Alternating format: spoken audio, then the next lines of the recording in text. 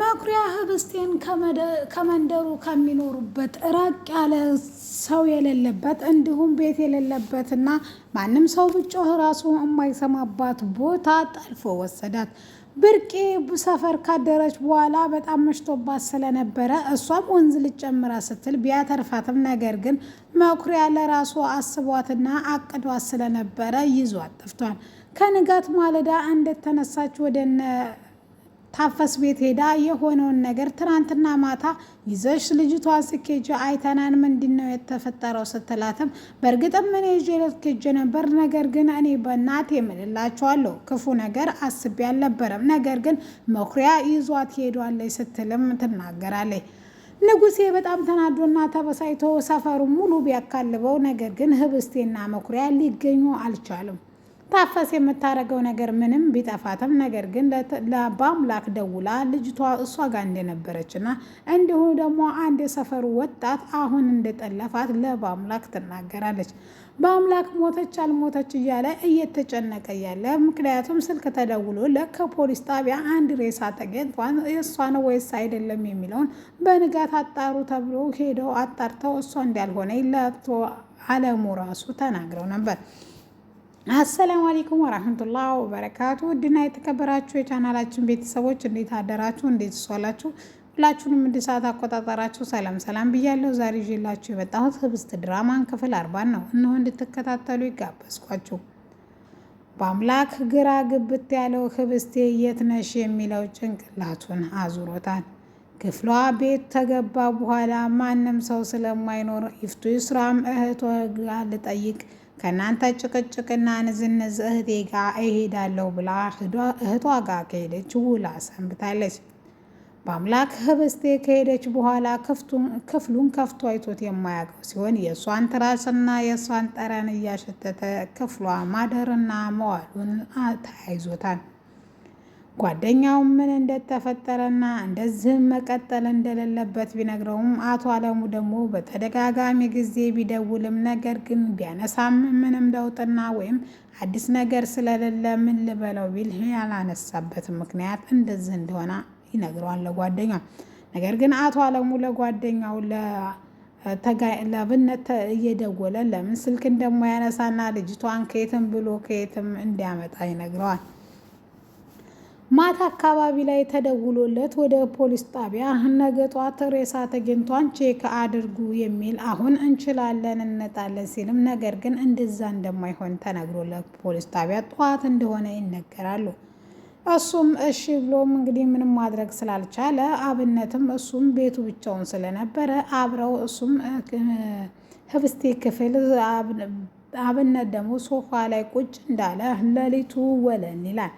ወዳው እንደነጋ ምንም ማድረግ ያልቻለው ተነስና ቼክ እናድርግ፣ እኔ ግን ህብስቴን ማየት ሞታ አልፈልግም እያሉ ሁለቱም እኔ ሞታ እውነት ባይኖቼ ካረጋገጥኩ እጨርሳቸዋለሁ በማለት ከዛ ቤት ይወጣሉ። እድል አልቀናቸውም። ነገር ግን እሷ አልነበረችም። እንኳንም እሷ አልኖረች። እሷ ብሶን ምን አደርጋለሁ እያለ በአምላክ እየተደጋገመ ማሰቡና ማሰላሰሉን ቀጥሏል። ማንም የለም ብለው ተመልሰው ወደ ቤት ሲመጡ አቶ አለሙ ቁጭ ብሎ ስለነበረ ምን እየተካሄደና እንደሆነና ለምንድነው ስልክ ማታነሳው ሲልም እኔ አንስቼ ምን ላድርግልህ፣ አንተና ሚስት ተባብራችሁ ልጅቷን ከቤት ካባረራችሁ በኋላ ምን ፍጠሩ ነው የምትለኝ በማለት አቶ አለሙ ላይ ይጮህበታል። ለማንኛውም ሁለታችሁም ፖሊስ ጣቢያ ለምን ከሄዳችሁ ሲልም ለምን ሲጀመርም ፖሊስ ጣቢያ ውስጥ እንዴት ትከታላችሁ? እንደ ሸረሪት ድር የተጠላለፈ ነገር ፖሊስ አስገብታችሁ ሁላችሁንም ወይን እንድንገባ ነው ወይ የምትፈልጉት ሲልም ይናገራል። ልጅቷ ታዲያ እንዴት እናገኛት? እኔ ፈልጊያት አጣኋት፣ ስለዚህ ፖሊሶች ደግሞ በራሳቸው መንገድ ይፈልጉ ብዬ ነው ሲልም እሱም ለማንኛውም ይሄ ነገር ተያይዘን ገደል የምንገባበትን መንገድ እየፈለጋችሁ ነው በማለት ይናገራል። ለማንኛውም አሁን ልጅቷ ሞታለች ተብሎ ቼክ አድርገን ነበር፣ ነገር ግን እሷ አይደለችም፣ እሷ ከሞተችም ወይም በህይወት ካለችም ምንም አታመጣም በማለት አቶ በአምላክ ከዛ ተቤት ሊወጣ ሲል እስከ ዛሬ ብዙ ስራዎችን ሰርተሃል፣ ስለዚህ ይሄንንም እንዴትም ወዴትም ብለህ ልጅቷን ማምጣት አለብህ ሲል አቶ አለሙ በኃይል ይናገራል። እኔ አምጫት 9 ወር አርግዤ አልወልዳትም። ያንተ እንኳን አንተም ልጅህ አይደለችም፣ እኔም አላውቃትም። ስለዚህ የራሳችሁ ጉዳይ በማለት ጥሎት ይሄዳል። ህብስቴ ክፍል ገብቶ ቁጭ እንዳለ ትራሷን እንዳቀፈ እንቅልፍ ክልትው አድርጎ ከወሰደው በኋላ እና እንውጣ በማለት አብነት ጠርቶት ይዞት ይወጣል። ወጥቶም እንዳለ ከክፍሉም ወጥተው ውጭ ብለው እያወሩ እያለ የት እናት በትዝታ እሷ ምን እያደረገች ወይም እንደዚህ ህይወቷን ራሷን የምታጠፋ ልጅ አይደለችም። የሆነ ነገር ግን ስለ እሷ ታሪክ ወይም ጓደኞቿን ምናምን ስለማያውቁ ከሄርሚ በስተቀር ግራ ገብቷቸዋል። መኩሪያ ልጅቷን ንጉሴ እንደሚፈልገው ስላወቀ ራቅ ያለ ከተማና እንዲሁም ማንም ሰው የማይጠረጥርበት ቦታ ወስዷታል። ጠዋት ሲነጋ ህብስቴ ያለችበት ጭነትና ኩንታል የተደራረበ ክፍል ውስጥ ነው ያለችው። ምን እያደረገና ምን እየሆነ እንደሆነ ስትጠይቀውም ከብርቄ እንዳልተረፋት ይነግራታል። ለማንኛውም ስላተረፍከኝ አመሰግናለሁ፣ አሁን ግን መሄድ አለብኝ ስትለው ነገር ግን ተንግዶ ወዳ መሄድ የለብሽም፣ ምክንያቱም ተንግዶ ወዳ የኔ ሚስት ትሆኛለሽ የኔ አበባ ሲላትም አንተ ሰውዬ እንዴት ነው እኔን የምታገባኝ? አታቀኝ አላቅህ፣ እንዴት ነው እንደዚህ የምታስበው ብትልም ተንግዶ ወዳ እጀ ገብተሻል፣ ማንም እዙ ሰው ማንም መቶ አያተርፍሽም በማለት ያስፈራራታል።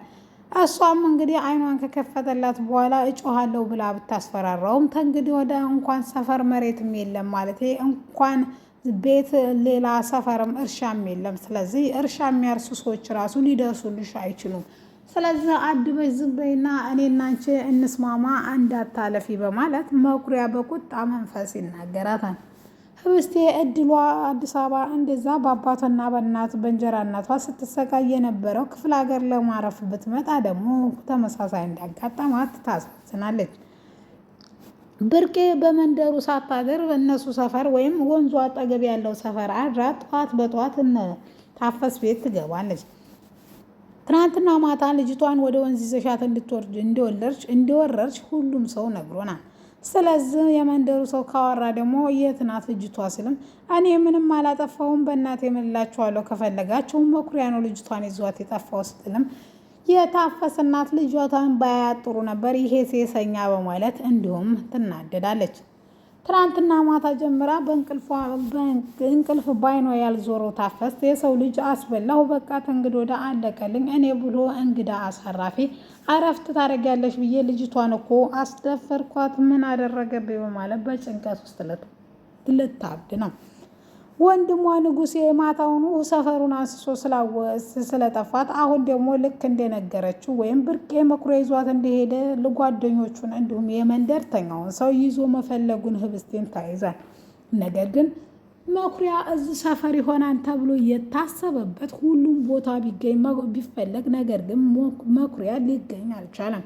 በተደጋጋሚ ጊዜ ለንጉሴ ብትደውልም ለውጥ ስላጣች ታፈስ ለባምላክ ትደውልና ሰላምታ ከጠየቀችው በኋላ የሆነውን ነገር ሁሉ ህብስቴ እኔ ጋር መታ ነበር።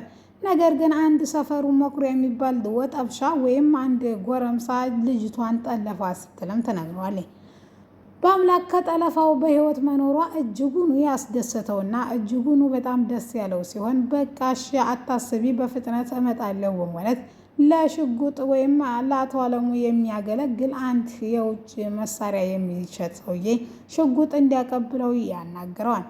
ጭር ያለና ያልተጀመረ ፎቅ ላይ ያላለቀ ማንም ሰው ሳያያቸው ሽጉጣቸውን ተተቀባበሉ በኋላ በአምላክና አብነት ህብስቴን ነፃ ለማውጣት ታጥቀውና ቆርጠው ተነስተው ወደ ገጠራማ አካባቢ በሆነችው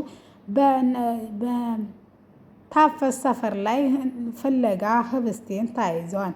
ንጉሴ በጣም ቢንከራተር ሊያገኛት ያልቻለው ንጉሴ ወይስ በአምላክ ህብስቴን ያስጥላታል? ምክንያቱም መኩሪያ ሊደፍራት ደቂቃዎች የቀራት ነው። በዛ ቅጽበት ውስጥ ወይ ንጉሴ ወይም በአምላክ ካልደረሱ ልጅቷ በተረፈ አደጋ ላይ ልትወርቅ ትችላለች። ስለዚህ ህብስቴ ምንም መሆን ስለሌለባት በአምላክ በፍጥነት ደርሶ ሊያድናት ይችላል ብዬ ተስፋ አደርጋለሁ። ታፈስ ይሄን ሁሉ ካወቁ ጋሽና እትዬ ይገሉኛል ብላ በጣም ፈርታለች። ምክንያቱም ልጃቸውን ማለት ቤት ውስጥ አስረው የሚያስቀምጡበት ሀብቷን ፍለጋ እንደሆነና እንዲሁም ከሰው ለይተው ያስቀመጡበት ሚስጥር ስለምታውቅ ይሄን ደግሞ እያወቅሽ ለምን ጸጥ አልሽ ብለው እንትን ይሉኛል ብላ በጣም ፈርታለች። ህብስቴ በጣም ተጨንቃለች። ብትለምነውና ካጠገቧ ዞር እንዲል ብትጠይቀውም ነገር ግን እሱ ግን እንደዛ የሚሰማ ጉድ አይደለም።